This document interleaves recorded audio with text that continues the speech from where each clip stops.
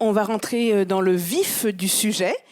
Avec l'équipe Actionnelle, quand on a commencé à réfléchir au thème de ce forum, on s'est dit réussir avec passion.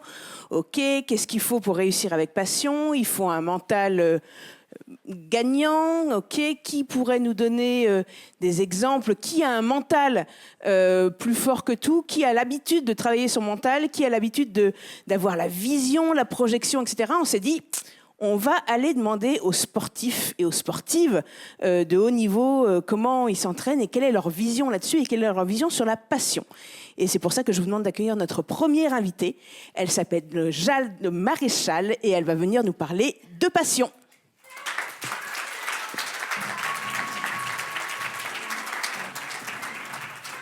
Merci, bonsoir à toutes et tous. Il y en a quelques-uns.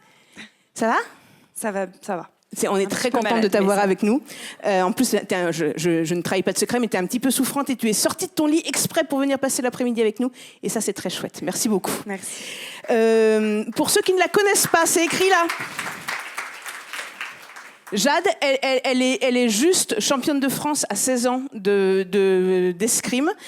Entre-temps, elle a eu plusieurs médailles en Coupe du Monde. Après, elle a eu 2 titres de championne d'Europe par équipe. Elle est maintenant dans l'équipe de France d'escrime et tu prépares juste les JO de Los Angeles, en fait. C'est ça, en gros. C'est l'objectif, exactement. Merci beaucoup d'être avec nous. Donc, du coup, le mental, ça te connaît. Qu'est-ce que ça veut dire pour toi réussir avec passion? Comment est-ce que tu mets de la passion dans ton quotidien, sachant que voilà, c'est beaucoup d'entraînement depuis que tu as 9 ans, c'est ça? Tu t'entraînes plusieurs fois par jour? J'en ai plus 16, j'en ai 25. Comment est-ce qu'on réussit encore à mettre de la passion dans son travail après autant d'efforts? Ouais, et surtout que tous les jours, on n'est pas motivé et en pleine forme, comme vous pouvez l'entendre et le voir. Alors, je voulais venir avec plusieurs messages. Et le premier, c'était évidemment cette définition, premièrement, de réussir. Parce que surtout dans le monde du sport, on pense que réussir, c'est gagner une médaille. Et encore plus quand on fait un sport olympique, c'est d'être champion olympique. Et moi, j'ai appris à voir la performance différemment et la réussite différemment. Parce que si on ne performe et on ne réussit que si on est champion olympique, ça voudrait dire qu'il n'y aurait qu'un heureux tous les 4 ans. Donc la vie serait vraiment pas très chouette. Et alors que si on voit la réussite différemment, plutôt comme un chemin, plutôt comme une façon de récolter tous les jours sur son passage des fleurs. C'est ce que j'aime bien dire. Alors des fleurs, c'est des compétences, c'est des expériences, c'est des apprentissages.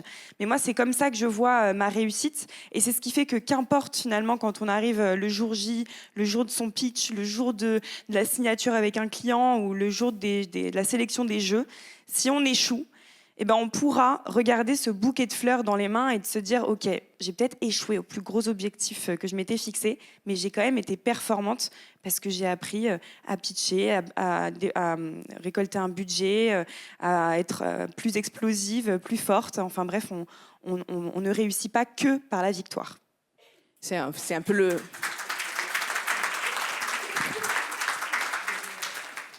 On dit souvent que ce qui compte, c'est pas forcément juste la destination, c'est le chemin. C'est ce qui permet aussi peut-être de continuer quand tu es arrivé à ton objectif et de pas se dire ça y est, c'est bon, je suis arrivé à mon objectif et je continue le chemin. Ça permet de trouver encore plus de ressources.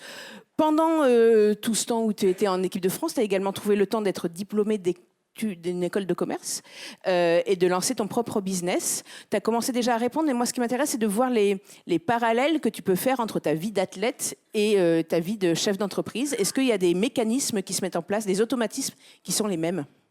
Oui, complètement. Déjà, quand on est athlète, surtout dans un sport comme le mien, c'est-à-dire l'escrime, un sport que vous n'avez vu que aux Jeux Olympiques et que vous ne verrez qu'en 2028, parce qu'on n'est pas très médiatisé, donc on est complètement amateur. Ce qui veut dire que tous les athlètes, on doit aller... communiquer son projet olympique, gérer un budget, communiquer sur les réseaux tels de vrais influenceurs. Sinon, on se met des bâtons dans les roues pour aller trouver le financement, déjà pour financer à minima notre carrière. Donc, ce qui fait qu'on est tous des chefs d'entreprise. Et en plus, effectivement, moi, j'ai créé une entreprise pour transférer les valeurs du sport auprès des collaborateurs, parce que je pense qu'on peut tous s'inspirer de champions et championnes. Et je vois vraiment que l'un m'apporte beaucoup dans l'autre d'autres casquettes, notamment ma casquette de conférencière m'a énormément développé ma confiance en moi sur la piste. Et aujourd'hui, je me sens beaucoup plus à ma place et légitime de gagner sur le terrain parce que j'ai appris à gagner dans le monde professionnel et vice-versa. Donc forcément, il y a des parallèles et on peut pas... en fait, on peut pas oublier quand même que pour être performant, pour faire en sorte que sa boîte fonctionne, tout ça, ça se joue dans le mental aussi. Et que nous, dans le sport, ce matin, j'avais entraînement. Cet après-midi, je vais quand même aller à l'entraînement. Et entre-temps, j'ai aussi des entraînements mentaux. J'ai un préparateur mental et ça fait entièrement partie de ma routine parce que dans le sport de haut niveau, on a compris que arriver à haut niveau, en senior, en équipe de France, techniquement, tactiquement, globalement, on a à peu près tout le même éventail d'actions performantes. Ce qui va faire la différence, c'est comment on gère nos émotions le jour J. Et ça vaut aussi pour un collaborateur ou un entrepreneur. Tu as complètement anticipé ma question suivante, parce que du coup, j'allais te demander, est-ce qu'en tant qu'athlète, on vous demande d'entraîner votre mental et de muscler votre mental quand vous musclez votre corps? Et quelle part ça prend dans ton entraînement, justement, de cette préparation mentale? Alors, je dirais hebdomadaire. Moi, j'ai un rendez-vous avec mon prépa mental une fois par semaine, mais c'est très propre à chacun. Je reviens d'un an de blessure. Je me suis rompu les ligaments croisés, donc j'avais besoin de travailler peut-être un peu plus mon mental récemment. Mais disons que si on comprend que le cerveau, c'est un muscle, que pour gérer les émotions, il faut travailler un certain nombre d'outils et voir celui qui fonctionne le plus pour nous. On parle de gestion du stress, d'échecs. Il n'y a aucune recette magique qui fonctionne. Et donc, il n'y a pas d'autre secret que d'essayer. Et pour ça, il faut s'entraîner. Comme j'essaye une centaine d'actions par jour avec mon fleuret, et j'essaye une quantité importante d'outils pour gérer mes émotions au quotidien. Et pour ça, la clé, comme disait Pierre tout à l'heure, c'est peut-être l'accompagnement, le fait de se faire accompagner. Alors, quand on est sportif, on se fait accompagner par des préparateurs mentaux. Quand on est chef d'entreprise, c'est pas encore si évident, alors que on en aurait bien besoin, et on en parlera tout à l'heure. Toi, tu as créé ta boîte, tu accompagnes des collaborateurs vers la performance. Quel genre de conseils tu leur donnes? Sur quoi tu les fais travailler? Ouais, je reviens juste sur ce que tu viens de dire, sur la petite parenthèse. Vous pensez sûrement, et on me l'a très souvent dit, qu'on a de la chance, nous, quand on est athlète, d'être bien accompagné. C'est vrai, moi, je suis à l'INSEP et j'avoue que j'ai tout ce qui se fait de mieux autour de moi.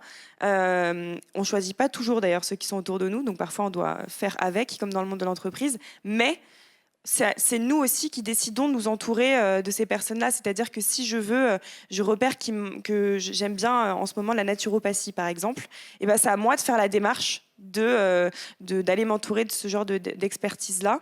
En fait, nous, ce qu'on comprend dans le sport, c'est qu'on n'est pas des experts de tous les domaines et que pour être performant, il va falloir aller chercher ce qui se fait de mieux dans tous les domaines. Le physique, le mental, l'énergie, le sommeil. Et là, on va demander à tous les experts. Donc, c'est aussi un choix que vous pouvez faire de vous entourer des meilleurs experts. Pour répondre à ta question, je vais quand même parler de la gestion du stress parce que c'est la question qu'on me demande le plus de résoudre en entreprise parce que c'est le gros sujet qui fait peur à tout le monde et notamment dans le sport.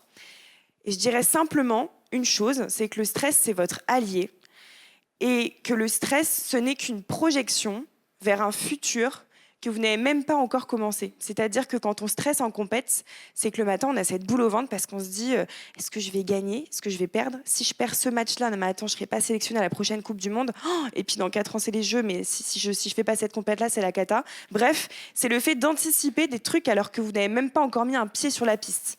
Donc le simple fait de comprendre que le stress, c'est un futur, l'idée, c'est de revenir sur ici et maintenant, l'instant présent, donc de se concentrer que sur ce qu'on maîtrise.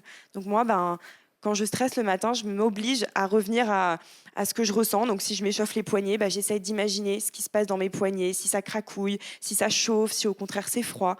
Et ça vous empêchera d'avoir ces petites pensées parasites qui vous projettent vers le futur et donc de stresser. Voilà.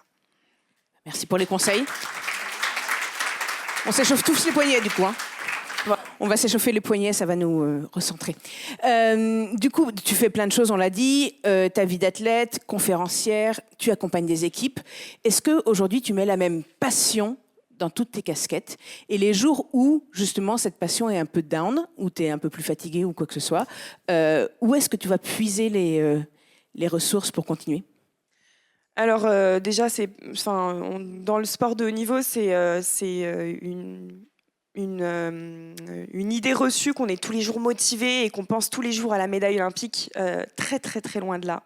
C'est ce qui nous permet d'aller à l'entraînement tous les jours, c'est simplement ce fait de vouloir tous les jours valider des petits objectifs, de soulever 500 grammes de plus à la muscu, de courir quelques secondes plus vite.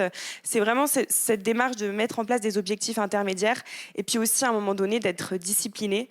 Il n'y a pas de secret et pour le coup, il y a plein de jours où on n'est pas motivé, mais parce qu'on ne veut pas regretter dans X années de ne pas avoir tout donné pour réussir, c'est ça un peu qui nous fait aller à l'entraînement. Donc je parlerai beaucoup de cette discipline. Et puis quand on n'a vraiment pas envie et qu'on va vraiment pas bien, je pense à une blessure notamment, là ce qui m'a reconnecté à l'envie de continuer l'escrime, c'est ce pourquoi un jour j'ai poussé les portes de mon club. En fait, j'ai essayé de me souvenir de cette petite Jade qui était impressionnée du spectacle de l'escrime, des lumières qui s'allument, de la tenue élégante toute blanche, de ces films de KPDP, bref, en fait, de comprendre pourquoi on est là. Et ça, c'est un vrai moteur et on n'y fait pas assez référence dans le quotidien. Tu as ici plein de porteuses de projets, de jeunes chefs d'entreprise. Qui a une société à son nom là, aujourd'hui? Ah ouais, pas mal. Qui a une société à son nom depuis plus de 3 ans? Ouais, aussi bien. Donc tu as plein de chefs d'entreprise, plus ou moins chevronnés devant toi. Qu'est-ce que tu as envie, avec quoi tu as envie de les faire repartir aujourd'hui?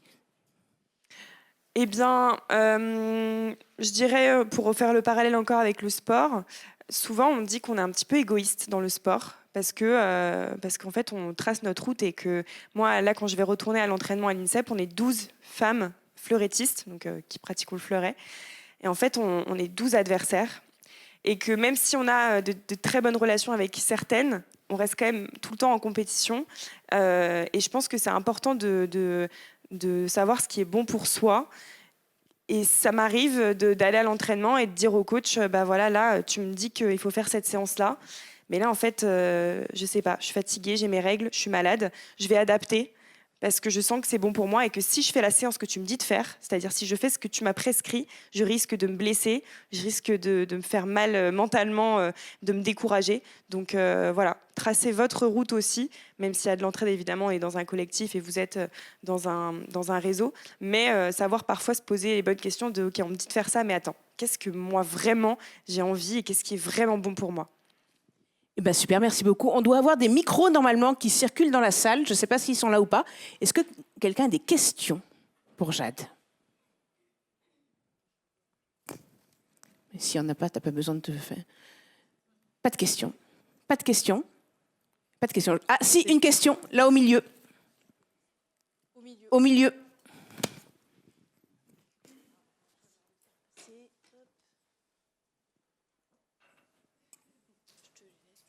Bonjour, ça marche ou pas? Ouais, très bien, marche, un okay. peu plus fort et ça ira. Ok, moi ma question, déjà je m'appelle Elodie du coup, et si c'est ok d'ailleurs je t'enverrai peut-être un petit message parce que j'ai pour projet de faire une boîte justement pour aider tous les amateurs, tout le sport de façon amateur, de façon générale, pas forcément que l'escrime mais forcément d'autres sports, et je voulais savoir du coup en quoi elle consistait ta boîte concrètement.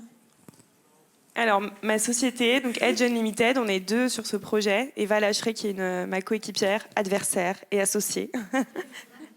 En fait, on transfère les valeurs du sport. Donc, on a créé une formation et on fait également des conférences, mais on a principalement créé une formation de 3 mois, de 10 heures, dans laquelle on transmet 10 valeurs, 10 soft skills que mettent en avant 10 champions auprès des collaborateurs. Voilà, donc c'est une formation. Ok, merci beaucoup. Merci à toi, Elodie. Vous pouvez bien sûr retrouver les contacts de tous nos intervenants, y compris Jade, sur les QR codes qui s'affichent. Et s'il n'y a pas d'autres questions, on va te remercier. Merci beaucoup d'avoir pris le temps de discuter avec nous. Merci à tous. Bon après-midi. Et à bientôt. Merci beaucoup.